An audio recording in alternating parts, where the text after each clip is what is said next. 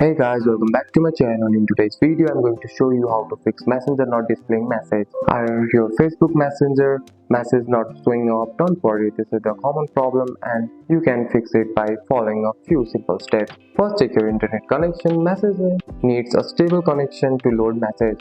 For that, swipe down from the top right corner of your screen. This will open Control Center. Here you can switch between Wi-Fi and mobile data or turn on airplane mode for the 10 seconds and turn it back off. Next, close the app completely and reopen the Messenger app. This refreshes the app and fix small glitches. Now check the message request and spam folder. For that, tap on three dot and tap on message request. Another important step is to update the Messenger app. For that, go to the App Store. In the search bar, type Messenger and open it. And check for the update. If update is available, tap it. An old version of the app can cause message not to be loaded. If the messages are still missing, log out and log back in your Facebook account. This reset your season and your messages can message properly. And that's it. That's all for today's video, guys. If you found this video helpful, drop a like and subscribe for more videos. Thanks for watching. See you in the next one.